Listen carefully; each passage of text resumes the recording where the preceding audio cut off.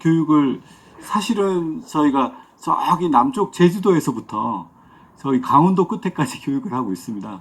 근데 스마트팜에 대해서 딱 이거는 스마트팜이다, 이거는 아니다, 이렇게 얘기를 하기가 되게 어렵습니다. 제가 지난주에 제주도 토요일 날 내려갔다가 감귤 스마트팜 하고 있는 농장들을 봤습니다. 근데 거기는 그냥 비가림 시설밖에 없습니다. 그런데 재배를 엄청 잘하는 농가가 있고요. 한 농가는 방역기, 온갖 자동 제어 시스템 다 되어 있는데 농사가 엉망인 농장이 있고요. 강원도도 마찬가지입니다. 강원도 저희가 올해 철원, 행성 이쪽에도 저희가 교육하고 현장 컨설팅하고 이렇게 진행을 해봤는데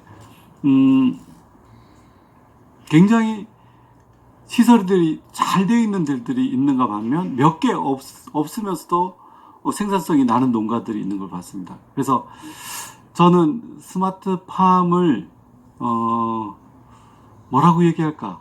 아직 계속 정립을 해 나가고 있습니다. 우선 선생님들께 지금 몇 가지만 좀 여쭤보겠습니다. 지금 현재 시설이라든지 농사를 지금 하고 계시는 분이 지금 몇 분이나 되실까요? 전체 거의 다시네요. 그죠? 여기 조합원들이시니까. 그러면 여기 시설, 지금 온실을 대부분 하고 계시는 거죠. 온실에 여기 이런 특용작물이나 관엽식물이나 이런 것들을 많이 하고 계시는 거죠. 예, 그렇게 좀 이해하면 될 것 같습니다. 그래서 제가 좀 여쭤보면서 좀 진행을 해 보려고 합니다. 지금 농사 지으면서 제일 어려우신 부분이 혹시 뭘까요? 제일 앞에 우리 선생님 계시기 때문에. 예? 천재지변. 예. 폭우, 홍수, 얼마 전에는 우박도 내렸었죠. 그죠? 요런 거. 또 선생님은 혹시 또 마이크가 뒤에 안 닿아가지고 앞에 분한테 제가 좀 편애를 하겠습니다. 일적인 관수가 어려워. 관수. 네. 예. 식물마다의 물 주는 예. 식물마다의 그런 게 데이터가 필요할 것 같아요. 그렇구나. 예. 혹시 뒤쪽에 혹시 선생님 혹시 제일 지금 하시면서 어려운 부분이 어떤 부분이실까요? 노동력. 예. 한 부분 더 여쭤보겠습니다. 혹시 제일 어려우신 부분이 어떤 부분일까요? 어려운 부분이라고 온도 조절. 예. 그러니까 기온을 갖다가 겨울에 난방, 여름에는 온도 낮춘 거. 그런 게 좀 문제가 좀 많이 예상외로 많이 들어갔죠. 그죠. 예. 지금 주신 내용 중에 사실 거의 다가 스마트팜의 내용에 다 담고 있는 내용입니다. 자, 스마트팜 아까 말씀하신 대로 조합장님 말씀하신 대로 이 삶의 질을 개선을 해야 됩니다. 그러니까 아까 말씀드린 온도 낮추고 그 다음에 물 주는 거, 그 다음에 폭우, 홍수,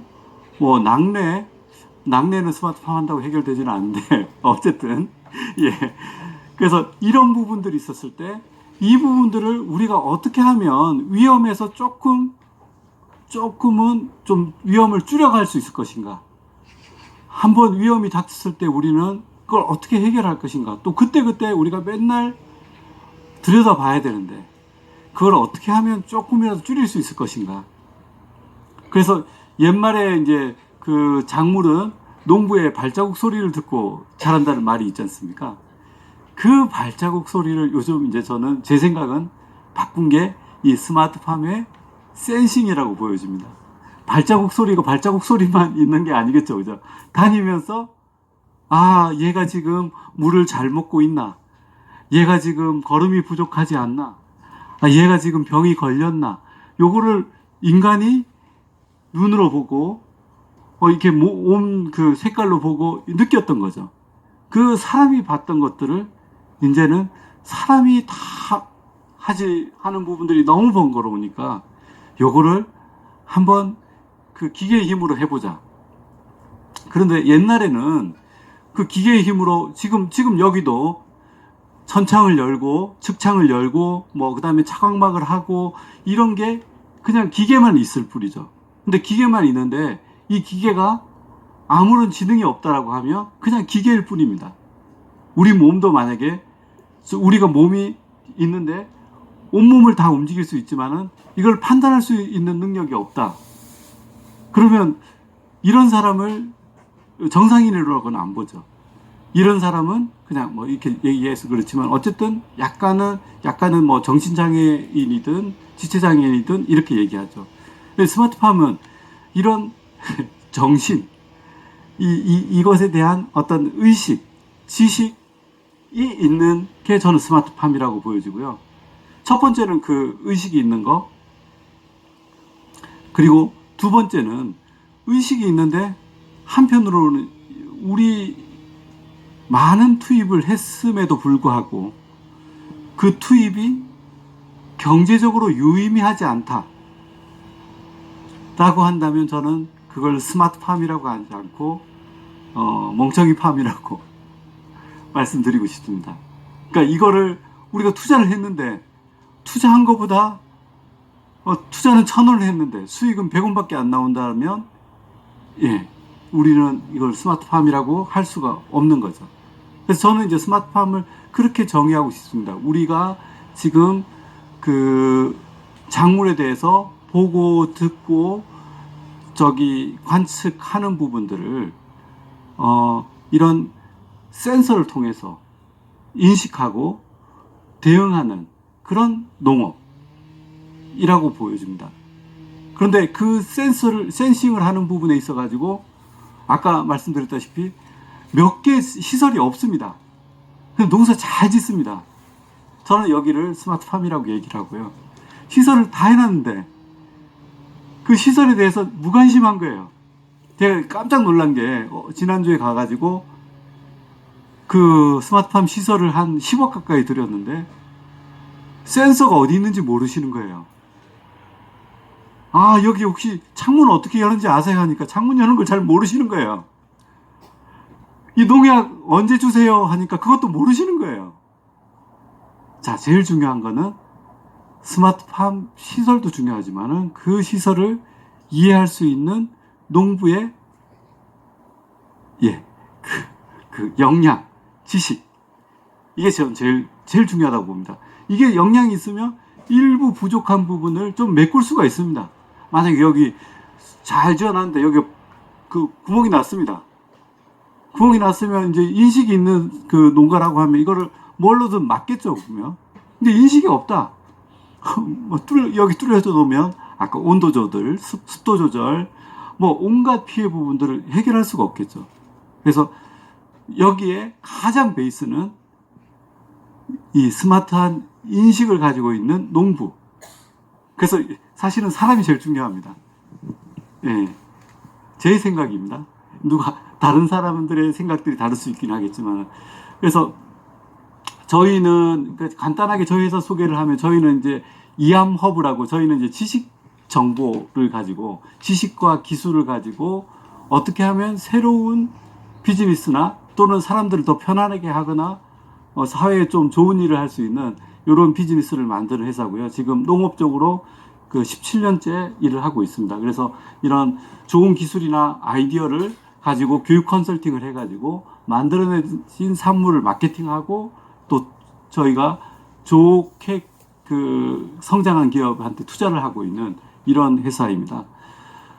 그래서 이제 저희 교육 드릴 내용에 대해서 간단하게 아까 들어보셨겠지만 전반적으로 저희 교육은 이 좀 맥락을 가져가려고 좀 노력을 하고 있습니다. 뭐 일부는 좀 끊기더라도 그래도 스마트팜이 어떻게 시작해서 어떻게 정리가 되는구나 라는 맥락을 좀 가져가려고 했습니다. 그래서 오늘 이제 이따가 한번 요거를 드릴 텐데요.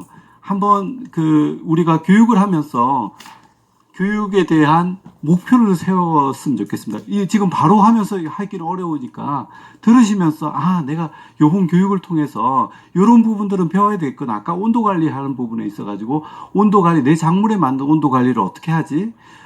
그리고 아까 기상 이변에 대해서 대응하려면 어떻게 좀 대응해야 되지? 참 기상이형 대응하는 거 저 방법이 없습니다. 솔직히 말하면. 다만 그게 온다라는 걸 먼저 인식을 하고 미리 대응하는 거지. 그걸 어떻게 기상이변까지 우리가 어떻게 할 수는 없겠죠. 조금 좀 줄일 뿐이겠죠.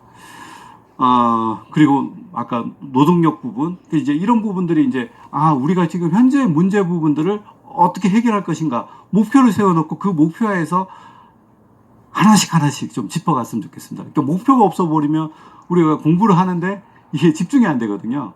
그래서 자, 오늘은 이제 전체적인 스마트팜에 대한 그 이해를 좀 말씀을 드리고, 그 말씀을 듣고 나서 스마트팜 나는 내 현실에 어떤 부분들을 개선해야 되겠구나 라는 부분들을 정리 부탁드리고요. 그 다음에 그걸 다음에 목표 설정을 할 거고요. 그리고 좀 스마트팜에서는 여태까지 다루지 않은 영역 중에 하나가 그 농장의 면역력 관리. 자, 사람도 지금은 마스크 다 벗으셨지 않습니까? 작년만 해도 마스크 쓰고 난리 났고 마스크 안 쓰고 다닌다고 막 별일을 다 했었죠. 저는 사실은 그때도 마스크 안 쓰고 다녔거든요. 저는 농업 분야에 있으면서 좀 답답했습니다. 인간도 동물도 식물도 자기 면역력을 가지지 않으면 어떤 약도 어떤 백신도 이겨낼 수가 없거든요. 자, 작물도 마찬가지로 병해가 안 생기게 하는 게 제일 좋겠지만은 만약에 병해가 생기는 환경이라면 면역을 갖추고 이겨낼 수 있도록 하는 게 제일 중요하다고 보여집니다. 그래서 저는 이 첫 번째 이제 제가 강의를 하고 나서 면역 관리를 어떻게 할 것인가, 식물이 어떻게 하면 좀 병해에 이겨낼 수 있도록 할 것인가, 이 부분들을 좀 앞부분에 다뤘습니다. 사실 뒷부분에 다뤄도 되는데, 그 다음에 이제 다음 주에 할 거는 이제 스마트팜에 대한 구조를 오늘 말씀을 드리고 나서, 자, 스마트팜에 있어 가지고 우리가 손발 여러 가지 도구가 있듯이 우리가 온도, 습도, CO2, 광, 그 다음에 양분을 관리할 수 있는 이러한 것들을 관리할 수 있는 손발들이 뭐가 있나, 이 손발을 우리는 어떻게 설치하고 운영해야 되나, 이런 부분에 대해서 우리가 의식만 있으면 안 되지 않습니까? 우리가 손발이 있어야지 움직이니까 오늘은 전반적인 스마트팜이 어떻게 구성이 되어 있구나, 모양이 어떻고 색깔이 어떻고, 요거를 이해를 하는 것을 바탕으로 둘째 날은 손발을 좀 배우려고 합니다. 손발이 그런 놈들이 있구나. 여기 이따가 이제 스마트팜 보시면 그 손발이 어디에 있는지 아실 겁니다.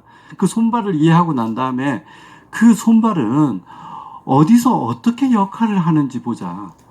우리가 식물이 자라는 그 요소는 그 6개의 CO2와 H2O가 결합돼 가지고 녹말과 산소와 그 산소를 만들어내는 그런 광합성의 과정을 거치는데, 그 광합성을 최적화해 줄 수 있는 시스템이 뭐가 있나. 그래서 광, 양분, 온도, CO2 이런 것들이 그 작물에 어떻게 하면 최적화해서 해줄 수 있을 것인가. 만약에 그때 최적화해주지 않으면 어떤 일이 벌어지나, 이런 것들을 미리 좀 알고 가자는 거죠. 우리가 스마트팜 한다고 자기가 알아서 혼자 농사를 지어주는 일은 절대로 없습니다. 우리가 저보다 훨씬 그 선배님이시고 하기 때문에 아드님을 키우신다든지 한다고 이렇게 가정교사 잘 키우고 어떻게 훌륭한 사람을 둔다고 좋은 아이들로 성장하지 않지 않습니까? 어떨 때는 애들한테 스트레스도 줘야 되고, 어떨 때는 따뜻하게도 해줘야 되고, 이런 스트레스와 또 이런 양분을 같이 주는 이런 법에 대해서 우리는 그동안에 우리가 직접 눈으로 보고 직접 그 시비를 해주고 온도를 높이고 했다라고 하면, 요거를 이런 시스템을 통해서 해보는 거, 요거까지 이제 실제로 해보고, 그 다음에 제일 중요한 거는 우리가 하는 일들에 있어 가지고 우리가 매일 일기를 쓰지 않습니까? 매일 일기를 쓰고 영농일지를 쓰는 거는 그날 한 일이 무슨 일이 있었고 그 한 일이 잘했는지 못했는지, 1년 후에 3년 후에 그때 어떤 일이 있었는지, 그때 잘했는지 보는 거. 1년 후에 3년 후도 중요하지만은 내가 한 달 전에 온도를 내가 좀 관리를 안 했더니 갑자기 여기 흰가루이가 생기고 응애가 생기고, 그게 응애가 오늘 생긴 게 아니라 한 달 전에, 일주일 전에 내가 잘못한 그 환경 관리가 이렇게 결과를 보이지 않습니까? 그래서 이런 부분에 있어가지고 환경이 생육에 영향을 주고 생육이 생산에 영향을 주고 생산과 품질에 영향을 주죠. 이러한 부분들에 대해서 데이터를 어떻게 본다? 사실은 스마트팜의 제일 중요한 요소 중에 하나는 이걸 보는 겁니다. 내가 행동을 하는 것도 중요하지만 그 행동이 어떤 결과를 가져왔나 하는 것을 데이터로 보는 겁니다. 그럼 데이터로 안 보고 그 훌륭한 농부들은 눈으로도 쓱 가능해지거든요. 근데 그렇게 쓱 가능한 부분들은 이제 일부 있긴 합니다. 그렇게도 충분히 지금도 농사를 짓는 분들이 계시고요. 그런데 이제 이게 조금만 넓게 하거나 또 여러분들의 자녀분들한테 이거를 전수를 하거나 할 때는 이게 하나하나 끌고 다니면서 해야 되는데 이 전수하기 쉽지 않거든요. 요거를 누구나 이해할 수 있는 데이터로서 한번 줘보자. 요게 요 과정입니다. 그래서 이제 요거를 스마트팜의 장치가 뭐가 있고 그것에 대한 관리를 어떻게 하고 그걸 내가 관리를 잘했는지 못했는지 한번 봐보자. 요런 과정. 그리고 그걸 다 끝나고 난 다음에 이제 이론을 이제 일단 채워야 됩니다. 저희는 그 현장 교육이긴 하지만은 이론 없이 현장을 가버리면 현장이 안 보입니다. 그래서 이론과 현장을 같이 좀 겸비시키려고 합니다. 그래서 스마트팜이 그렇게 구성이 돼가지고 이렇게 운영이 되는구나. 저기에서 지금 온도 관리를 왜 지금 이 시간에 이렇게 그 습도 관리를 잘못하고 있지? 뭐 이런 것도 현장에 가서 물어볼 수도 있어야 됩니다. 그래서 해야 되는데 저희가 이제 조금 생각하는 부분들은 이 도시다 보니까 이런 뭐 토마토, 딸기, 파프리카 이렇게 큰 작물들 또 이렇게 농가들하고 부딪히는 작물들하고 하게 되면 조금 도시에서는 실행하기가 어렵습니다. 면적도 작고 수익률도 낮고 그래서 조금 특용 작물 좀 그 일반 농가에서 하지 않는 작물 쪽으로 좀 집중을 했으면 해서 이렇게 잡았는데요.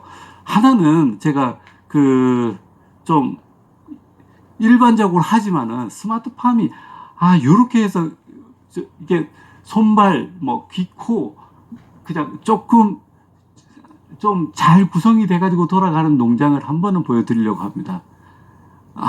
스마트팜이 이렇게 해서 여기도 잘 돼 있지만은 다른 데들도 이렇게 해서 그 노동력도 줄이고 환경 관리도 이렇게 하고 여러 가지 재해도 이렇게 예방을 하면서 가는 농장이 있구나. 여기는 3,000평 거의 한 3,000평 농가인데 그 종업원 한 그 평상시엔 2명 두고 주인 1명이서 관리합니다. 그런 농가. 그리고 여기 두 번째는 센텔라 병풀 농원이라고 병풀 하는 곳입니다. 병풀 들어보셨죠? 그 마데카솔 그 우리나라가 지금 병풀 수입을 한 99%를 해외에서 수입하고 있습니다. 1%를 국내 생산하고 있는데 이게 화장품하고 의약품 쪽에 엄청 들어가거든요. 이런 부분들을 조금 수익화 시킬 수 있는 부분들을 좀 보시라. 근데 여기를 가보시면 저게 무슨 스마트팜일까? 이런 느낌이 들 겁니다. 별로 환경 관리 안 하시거든요. 그러면서 좀 저는 한편으로는 또 그런 생각도 합니다. 좀 관리가 쉬우면서 생산성도 좋으면서 수익이 좋은 거 너무 욕심인지 모르겠지만은 그런 걸 좀 찾아가 보려고 보여드리고요. 이거 이제 뭐냐 하면은 이거를 이제 새싹 채소라든지 이런 재배하는 기법하고 유사합니다. 그래서 도시에서 서울에서 할 수 있는 것들 요거 중심으로 좀 뽑아봤고요. 그 다음에 이거는 조금 한번 상의를 해봐야 될 것 같은데 광양에 있습니다. 광양에 하루 종일 갔다가 한 4시간 정도 듣고 또 하루 종일 올라와야 됩니다. 저녁에 좀 늦게 올라와야 됩니다. 근데 이분은 새싹쌈을 한 10여 년 하셨고 원래 이제 포스코 다니다가 광양에 포스코가 있지 않습니까? 거기서 제대하시고 이제 하신 분인데 이제 이것도 마찬가지로 좀 좁은 면적에서 고소득을 높일 수 있는 품목 그리고 기술력이 좀 완성이 된 이런 작목 이렇게 잡았는데요. 뭐 만약에 조금 어려우시다 하면 제가 다른 데로 바꿀 수도 있습니다. 근데 예? 충분히 가치가 있으면 멀어도 가는 게 예. 쓸만한 데를 보기가 어렵더라고요. 예. 솔직히. 예. 저 강사님은 이제 그런 이 인포메이션이 많으시니까 예, 예. 저희들로서는 한계가 있어서 예. 어렵더라도 이렇게 추천하실 때는 이유가 있으시지 않나. 예, 예. 그렇습니다. 그래서 제가 여기 드린 데는 기술을 다 공개해 줍니다. 일단은 제가 이런 거를 기반으로 뭐 가는 거고, 그냥 뭐 쓱 둘러보고 오는 데는 없습니다. 그래서 꼬치꼬치 물어보시고, 그렇다고 한번 물어보신다고 이 기술이 다 습득되는 건 아닙니다. 그래서 나중에 필요할 경우에는 기술을 전수받을 수 있는 이런 과정도 있으면 좋을 것 같습니다. 그 다음에 이제, 이제 이걸 하려면 결국에는 뭐니 해도 머니가 제일 중요한데, 이거 어떻게 하면 돈을 줄이면서도 내 농장에 맞게 할 것인가?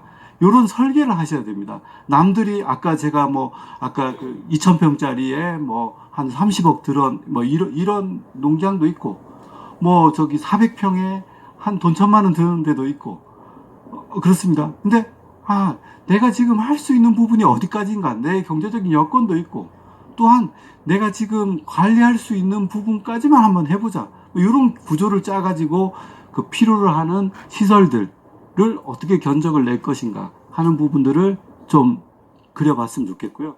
그 다음에 이제 또 하나는 여기 이제 시설이 좀, 그러니까 면적이 제가 얼마나 넓은지는 모르겠지만 대략 한 1,000평 이하 정도로 알고 있습니다. 그러면 거기에서 재배를 하려면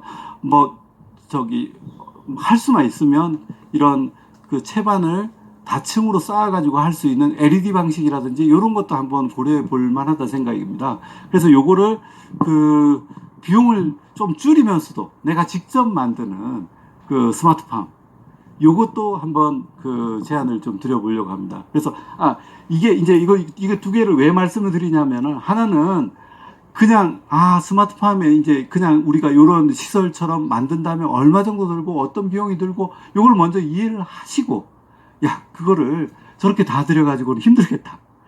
요거를 어떻게 하면 좀 컴팩트하게 줄여가지고 내가 필요한 내용만 할 것인가 하는 것을 DIY 방식으로 좀 그려보려고 합니다. 그리고 지금 판매는 저보다 훨씬 선배님이고 선생님들이라는 생각이고요. 다만 요런 이제 좀 특수 작물, 이렇게 많이 알려지지 않은 작물을 어떻게 온라인으로 유통하고 마케팅을 할 것인가, 이런 전략 부분에 대해서 같이 나눠봤으면 합니다. 그리고 마지막 날에는 요거에 대해서 진행한 내용들에 대해서 한 번씩 조금씩 계획을 생각을 해보시고, 이 목표한 것을 오늘 이제 목표한 것을 써내 보시고, 끝날 때 목표한 것에 대해서 내가 앞으로 이렇게 실행하면 좋겠네 하는 것을 한번 발표하고 서로 공유하는 시간을 좀 가졌으면 좋겠습니다. 예. 이렇게 하면 뭐가 좀 남겠죠? 예, 이렇게 한번 가져가 보려고 합니다. 예. 그래서 아까 왜 스마트팜이 필요한지는 충분히 말씀 주셨습니다. 이런 외부의 지금 환경 대응, 온도, 습도, 광, 그 다음에 홍수, 이런 부분들. 이제 이런 부분으로부터 조금은 우리가 좀 벗어나야 될 때입니다. 근데 그걸 벗어나지 않고서는 우리가 농업이 성장할 수가 없습니다. 근데 이런 농업의 성장은 잘 아시겠지만은 독일에서 질소비료 생산하면서 세상이 뒤집어졌지 않습니까? 예. 이 인구가 우리가 질소비료가 만들어지기 전까지는 10억 언더였는데, 질소비료 만들어지고 나서 인구가 60억이 넘게 지금 됐지 않습니까? 이것처럼 이제 스마트팜은 그 정도의 변혁은 아니겠지만은 여태까지 힘들고 그냥 똑같은 반복적인 악성 노동을 어떻게 하면 피해볼까? 그게 첫 번째고, 한편으로는 이런 환상을 가지신 분들도 있더라고요. 여기 계신 분들은 아니고, 청년들한테 물어보면 스마트팜에서 키운 작물이 좀 더 고가에 팔리지 않나요? 이런 말씀을 좀 묻더라고요. 스마트팜에서 키웠다고 좀 고가에 팔릴까요? 절대 아니죠. 스마트팜 상추나 일반 상추나 똑같은 가격에 팔립니다. 예? 예. 친환경이라고 하는데, 친환경 이제 말 그대로 친환경 친환경으로 가려고 하면 조금 의미가 있습니다. 친환경으로 가려면 친환경 농약, 친환경 비료를 써야 되겠죠. 그죠? 그리고 가능한 한 얘네들이 병에 걸리지 않는 환경으로 키워줘야 되겠죠. 병해가 생기면 농약, 아무리 친환경 농약 비료 쓴다고 해도 안 생기지 않고 생기고 또 너무 많이 치면 이게 우리가 수제에 맞지 않지 않습니까? 결국에는 아까 말씀하신 대로 너무 좋은 말씀해 주셨습니다. 친환경으로 가야 되기 때문에 환경관리가 잘해야 되는 겁니다. 그래서 자, 여기 스마트팜의 절반은 환경관리입니다. 예. 예. 예.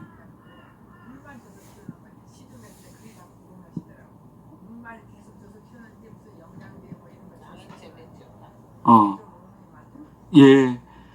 예. 물만 줘서 키우는 것도 몇 가지 작물을 있기는 합니다. 근데 그 작물에 맞춰가지고 이 영양 프로그램을 짜가지고 줍니다. 그러니까 가끔은 이제 이런 편견들을 가지고 있어요. 우리 농산물은 땅에서 자라는 게 최고요. 그렇게 이제 하시는. 예, 예. 그, 물만 줘서 키우는 거는 뭐 콩나물이나 이런 거밖에 없고요. 다 양분이 들어갑니다. 양분을 정말로 딱 필요로 하는 만큼. 그게 자연에서 주는 것보다 좋아? 좋다, 나쁘다, 제가 그건 말씀 못 드리겠습니다. 자연은, 예. 친환경이라도 전부 농약이 다 주잖아요. 친환경 농약을 다 주잖아요. 그렇죠. 그러니까 농약 안 주고 자라는 식물이 없잖아요. 그렇죠. 예, 예. 그래서 저는 아까 제가 면역력 향상을 주면서 가능한 한 농약을 안 주거나 덜 주거나 요거를 미리 좀 세팅을 하고 가면 좋겠다. 뭐 요 말씀을 좀 드립니다. 그래서 자, 예. 식량 증산이 엄청 늘어났죠. 우리가 질소비료 아시죠? 질소비료가 생기면서 우리 작물 생산량이 어마어마하게 늘어났죠. 그렇죠. 그 전까지 이렇게 식량의 지금 이렇게 대량 생산이 생기지 않았습니다. 그리고 우리도 지금 우리나라도 우리 1974년에 통일bio 개발하고 나서 우리나라가 이렇게 바뀌었거든요. 그래서 지금 제가 이쪽에 있어서 그렇게 말씀을 드리는 게 아니라 우리나라 최고의 발명은 통일벼입니다. 통일벼가 있어가지고 배가 부르니까 뭐 저기 반도체든 중공업든 뭐든 할 수가 있었지. 배가 고파서 아무것도 못했거든요. 저는 뭐 그냥 저 혼자 생각에는 이게 국내 최고의 발명입니다. 이게 진짜 엄청난 혁신을 줬고요. 네. 그래서 이 스마트팜은 그 정도 혁신은 저는 솔직히 아니라고 봅니다. 그 정도 혁신은 아니고, 만약에 우리가 100점을 맞기 위해서 공부를 했는데 한 통일벼는 한 80점 정도까지 맞은 거라고 보여지고요. 그 다음에 그린하우스, 뭐 기계화 요까지가 한 90점까지 높인 거라고 보여지고요. 이 스마트팜은 90점에서 95점까지 높이려고 지금 막 엄청 애를 쓰는 거라고 저는 생각이 들거든요. 그럼 그 스마트팜 교육이 AI가 거의 접목되는 겁니까? 그러니까 AI를 꼭 여러 가지로 볼 수가 있습니다. AI를 우리가 넣을 수도 있고요. 우리가 딱 봐가지고 내 느낌에 제가 뒤에도 이제 솔직히 조금 말씀드릴 건데, 낮에 지금 광합성이 세고 온도가 올라가니까 얘는 지금 습도가 약하겠구나. 얘가 지금 습을 한참 먹어야 될 때구나 라는 것을 우린 데이터로 볼 수가 있습니다. 그리고 우리 온실 관리에서 보시면 이제 온실 관리할 때 온실의 제일 지금 문제는 그 결로가 생겨서, 결로가 이제 우리 온실 이 바깥에 벽에 붙는 온실 결로는 나름대로 괜찮습니다. 그런데 이 결로가 잎이나 열매에 맺어버리면 얘가 숨을 못 쉬거든요. 숨을 못 쉬면 얘는 광합성을 못 합니다. 그러면 결로가 언제 생기지? 자, 예? 밤에도 생기고, 한낮에도 생기고, 아침에도 생깁니다. 네? 햇빛이 없을 때 결로가 생기는 거예요. 예. 근데 이제 그거를 이제 우리가 이론을 알면 재밌습니다. 통밥으로 봤을 때 바깥 온도하고 안의 온도가 4도 이상 차이가 나면 결로가 생긴다. 통밥입니다. 정확하게 4도는 아닙니다. 조금씩 차이가 있습니다. 그런데 지금 이 공기 중에 우리 공기는 질소와 산소와 수증기와 미량 CO2와 이런 것들 머금고 있지 않습니까? 이 중에 이 공기 안에 1세제곱미터 안에 우리 공기가 얼만큼 그 수증기가 얼마나 차 있지? 이 수증기가 얼마나 차 있는지에 따라서 식물이 광합성을 할 수 있느냐 없느냐가 결정이 나거든요. 뒤에 이제 다시 말씀을 드리겠지만 이런 것들을 우리가 AI로 하기 전에 AI는 그다지 똑똑하지 않습니다. 인간이 입력해주지 않은 데이터를 가지고 지가 판단하는 일은 절대로 없습니다. 인간이 입력해준 거를 조금 좀 쉽게 빨리 뽑아내주는 거죠. 인간이 이해하지 못하는 것을 AI가 절대로 이해하지 못합니다. 그래서 인간이 먼저 이해한 것을 이렇게 보시면 될까요? 그냥 내가 그 요리를 하려고 식재료를 잘 만들어 줬는데 그 레시피가 있다라고 하면 그것을 레시피를 가진 요리사가 잘 만들 수 있도록 하는 게 그 AI라고 볼 수가 있습니다. 그러니까 AI는 그냥 우리가 스마트 농업을 하기 위한 그 수단이지. 근데 더 중요한 거는 그냥 그걸 딱 우리 선생님들이 바로 이해를 하시면 이렇게 얘기하기 그렇지만 AI가 필요 없습니다.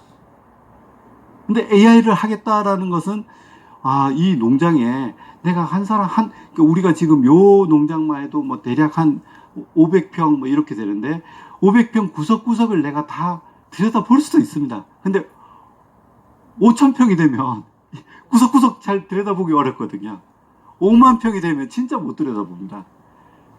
이럴 때 이런 게 좀 도움이 필요한 거고, 그것도 저는 하나의 판단 기준이 그 AI를 썼을 때 수익이 더 늘어나느냐, 안 써도 수익이 더 늘릴 수 있느냐, 그게 하나의 판단 기준이 됐으면 좋겠습니다. 여기 아까 말씀 중에 부여에 그 우듬지팜 다녀오신 분이 계신 것 같은데, 우리나라 지금 제일 큰 농장이거든요, 우듬지팜. 거기는 지금 한 3만 평 정도 지금 운영을 하고 있고요.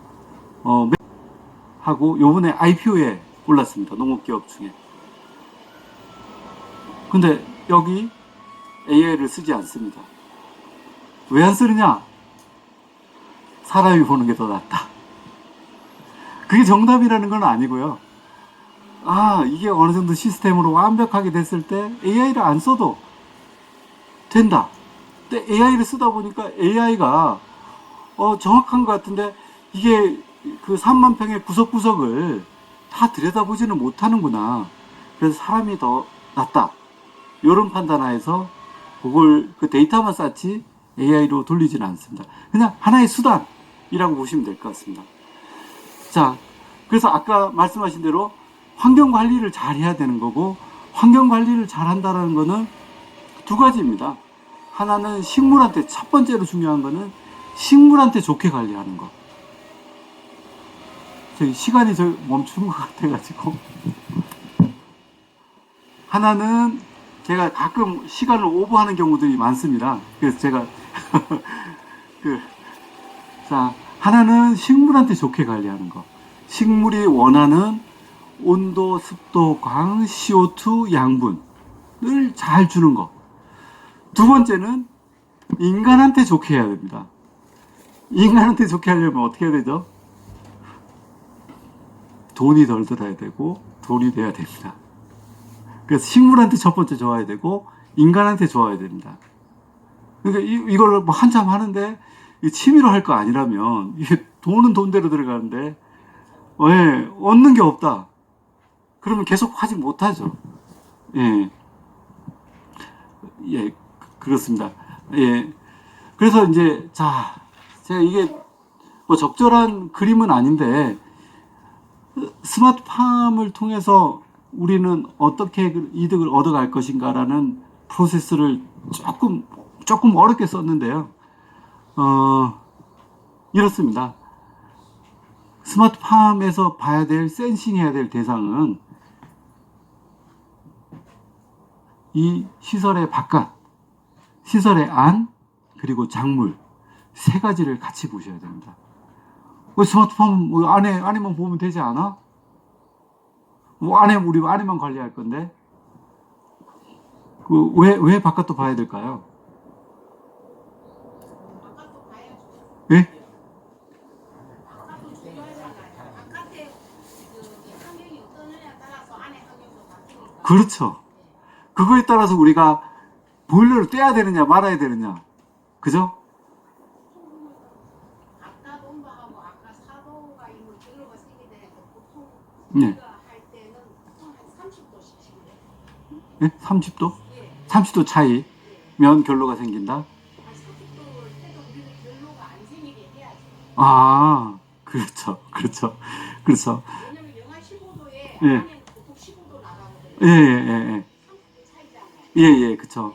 그래, 우리는 평상식을 했기 때문에 그게 결로가 생기면 안 되죠. 그렇죠. 그러니까 반드시 바깥을 알아야 되겠죠. 그리고 두 번째로, 암도 알아야 되겠지만은, 작물도 알아야 되겠죠. 예. 이제, 이런 경우가 있습니다. 예. 지금, 그러니까 여기 온도하고, 요 작물의 이파리 온도가 같을 수도 있고, 아닐 수도 있겠죠. 그죠? 근데 우리가 중요한 거는 요 이파리가 지금 호흡을 하느냐. 이게 중요한 거죠. 그죠? 근데 이제 우리가 때로는 여기 안의 온도만 생각하고 이 작물 온도를 생각을 하지 않으면 한참 데폈는데 나는 너한테 잘해준다고 했는데 얘는 못 느끼는 겁니다. 자, 그래서 이제 여러 가지가 있긴 하겠지만은 지금 우리 그 시설에 온풍기를 쓰시나요? 보일러를 쓰시나요? 온풍기를 쓰죠. 그러니까 온풍기가 무조건 아니다라는 건 아니지만은 온풍기는 여기 공기를 데피지만은 식물을 데피는 데는 시간이 좀 걸립니다. 그러면 얘가 한참 나는 추워 하고 있다가 갑자기 이제 해가 뜨고 높아지면, 그 해가 뜨고 온도가 높아지면 추워 하다가 갑자기 더워 하면서 애가 스트레스를 받습니다. 자, 그래서 우리는 공기보다는 작물이 데워지는 게, 그러니까 보일러를 키면 보일러가 이제 이 복사열로 가면서 식물을 이렇게 식물로 온도를 전파시키거든요. 물론 공기도 전파시킵니다. 그런데 이런 보일러가 전파시키는 속도가 훨씬 빠르고 오래 유지가 됩니다. 그러니까 보일러는 돈이 많이 들고 좀 그렇죠. 근데 장기적으로 식물에 봤을 때는 보일러가 좋다는 거죠. 그럼 보일러만 할 거냐? 그 두 가지를 다 그래 갔어. 그 보일러 바닥 보일러 말고요. 저기 예, 온수 라지에이터 비슷하게 온수를 이렇게 돌리는 그 보일러도 그 보일러 맞습니다. 그것도 보일러 맞고요. 예. 그래서 이런 부분에 있어서 이 세 가지를 우리는 다 봐야 됩니다. 제가 온도만 얘기하는 게 아니고 다 같이 관계가 됩니다. 자, 그러면서 이렇게 복잡한 얘기들을 되게 많이 해놨습니다. 빅데이터, 자동제어 이렇게 얘기했는데 쉽게 말해서 여기는 어떤 정보를 볼 것이냐? 야, 그때 네가 아침에 그 아침 온도 한 8도에서 낮 온도는 30도까지 올랐고 저녁 온도는 15도까지 떨어졌어. 이 사이에 식물의 상태는 지금 어땠는지. 자, 식물이 가장 좋은 상태는 어떤 상태일까요? 하루 종일 온도가 올라가지고 내려가고 할 때. 예? 식물에 따라서 다 예. 식물에 따라서 다 다른데, 그냥 일반적으로. 온도 편차가 크면 좋을까요? 작으면 좋을까요? 그냥 균일적으로 그냥 평균하게 한 15도 정도?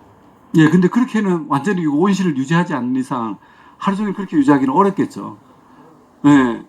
아침에는 좀 차갑겠고, 저녁에도 또 떨어질 거고, 낮에는 해가 뜨니까 좀 오르겠고. 자, 그러면 이때 작물이 그냥 스트레스 안 받고 그냥 기본적으로 잘 자랄 수 있는 온도 편차는 어느 정도 될까요? 8kg, 20kg. 네. 그렇죠. 그러니까 온도 편차가 작으면 좋고, 그런데 시간 간격 온도 편차는 한 1에서 1.5도 정도. 이래서 식물이 스트레스를 받지 않습니다. 만약에 지금 아침에 10도였다가 낮에 30도, 그러면 한 시간에 거의 한 3도씩 이상 올라가 줘야 되거든요. 그러면 애가 힘들어 합니다. 나 좀 아직 잠도 덜 깼는데 자꾸 일을 하라고 그래. 그래서 애가 뻗어버립니다. 그러니까 뻗어버리는 순간이 이제 뭐냐 하면 우리가 이제 뿌리에서 물을 안 먹는다, 양분을 못 먹는다, 그러니까 잎에서 증산작용을 해줘야지 뿌리에서 양분을 먹는데 잎에서 지금 아무것도 못 하겠는데. 예. 자, 이 얘기입니다. 빅데이터 엄청 얘기를 하고 있는데 얘가 지금 제일 좋은 환경이 어떤가? 그리고 또 나쁜 환경은 어떤 거지? 온실의 제일 나쁜 환경은 어떤 거죠? 예, 그거 기본이고 또 빛이 안 들어오죠. 예, 빛이 안 들어오면서 습이 높으면서 그게 한 3일 이상, 한 80도 이상의 습도가 유지될 때, 이때 온실이 굉장히 안 좋은 상황이죠. 숨 못 쉬고 광합성 그리고 이럴 때는 또 미생물, 벌레, 세균, 온갖 것들이 다 생기기 좋은 환경입니다. 자, 이런 것들 피해보자는 겁니다. 빅데이터 수집하는 거, 엄청나게 얘기들 하는데, 안 좋은 환경이 뭐지? 식물한테 제일 안 좋은 환경이 뭐지? 아까 결로, 그 다음에 보습, 그 다음에 한낮에, 네, 35도 이상 온실이 올라가면, 작물이 그냥 그때 파업을 해버립니다. 아무것도 안 합니다. 아무것도 안 할 뿐만 아니라 나 며칠 동안 아무것도 안 할래도 해버립니다. 자, 이런 것들을 우리는 인계점이라고 얘기를 하고, 인계점을 한번 파괴를 시켜보죠. 인계점을 절대로 우리는 가지 말자. 우리가 부부 사이도 자녀 사이에도 이 정도 선이 있지 않습니까? 요 선은 넘지 말자. 그 선을 넘지 않으면서 작물들마다 조금씩은 다르겠지만은 딸기 같은 경우에는 8도에서 한 25도 사이가 제일 좋고, 토마토는 한 13도에서 한 35도 사이가 좋고, 이런 것들이 있습니다. 그러면서 적온, 적습, 적 CO2 요거를 찾아가는 게 이게 스마트팜에 수집해가지고 뭐 할 거냐? 이 환경을 만들어 주려고 수집하는 거거든요. 쉽죠? 스마트팜 별로 어려운 거 아닙니다. 얘네들이 지금 환경이 어떤지 보고, 우리가 인계점은 넘지 말자. 우리 선을 넘지 말자. 그리고 선을 넘지 않지만은 얘가 가장 활동하기 좋은 적정 환경을 만들어주자. 예. 이렇게 만들어주면서, 이제, 여기 이런 거 쓰는 것들은, 자, 그러면서 노동력은 얼마나 줄여볼 것인가. 요 아래에 있는 것들은 노동력 줄여보자는 겁니다. 로봇하고, 드론하고, 온갖 것들 있지 않습니까? 다른 거 없고요. 계산을 해보는 겁니다. 로봇을 투입하는 게 비용이 적게 들 것인가. 로봇을 투입하는 것보다 사람이 투입하는 게 비용이 적게 들 것인가. 그거를 계산하면서 요 부분들은 투입할까 말까 결정을 하면 되는 겁니다. 근데 이게 한 번에 안 되죠. 시행착오를 하면서 이제 맞춰간다고 보시면 될 겁니다. 그래서 스마트팜은 내가 요만큼 했다가 조금씩 보완해 주신다면, 아까 우리 조합장님께서 말씀하셨습니다. 그게 우리가 내 몸에 맞춰가는 거라고 보시면 될 것 같습니다. 나한테 딱 한 번에 딱 맞으면 좋겠지만은 딱 안 맞거든요.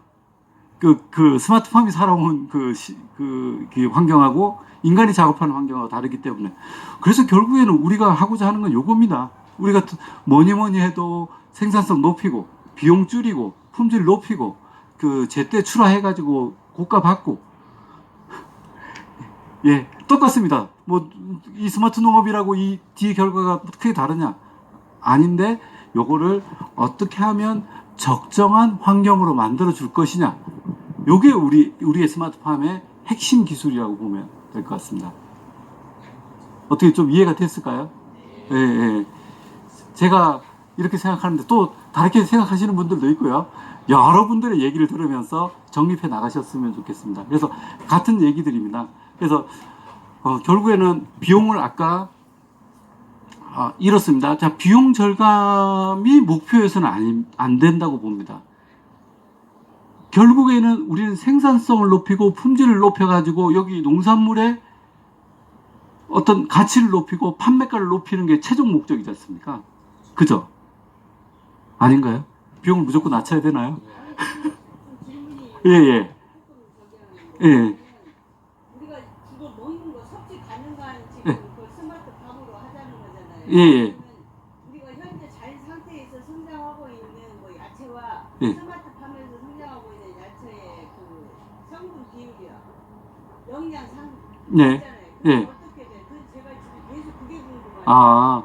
그거를 아주 디테일하게 분석해 보진 않았지만은 분석을 해서 예. 어떻게 좋은가 친환경이 있는 뭐 친환경이 돼도 예. 우리가 예를 들어 시금치를 생각해 보자고요. 예, 예, 예. 햇빛을 맞은 뭐 시금치 되게 좋은 게 나오잖아요. 예, 예. 그럼 여기 스마트팜에서 성장을 하면 예.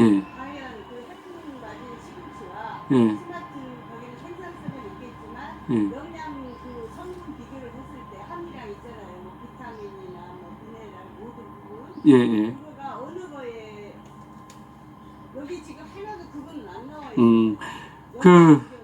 예. 그게 뭐 안 나와 있는 건 아니고요. 분석을 좀 사실은 많이 했습니다. 많이 했는데 해풍을 맞았던 야외에서 키웠던 바깥에 키운 시금치와 안에서 키운 시금치의 차이를 분석해 보면 결론으로는 영양가 차이는 별로 없습니다. 별로 없고 이제 바깥에서 키운 놈은 그 폴리페놀하고 플라보노사이드 그러니까 요 놈들이 지가 살기 위해서 자기 보호 물질들을 만들어내거든요. 근데 그 차이가 어느 정도냐면 ppm 정도입니다. ppm이 100만 분의 1이거든요. 그러니까 그 식물에서 그냥 우리 스마트팜에서 만들어낸 게 뭐 100ppm이라면 바깥에서 있는 게 한 200ppm 정도 되는 그러니까 0.001 차이 정도 되는 겁니다. 예, 영양 차이는 별로 없습니다. 별로 없고 이제 이럴 수는 있겠죠. 요게 그냥 우리 채소가 아니고 진세노사이드다, 인삼이다, 또 뭐 다른 약용작물이다. 그런데 그 약용작물에는 0.01이어도 의미가 있거든요. 그게 이제 누적이 되는 거니까.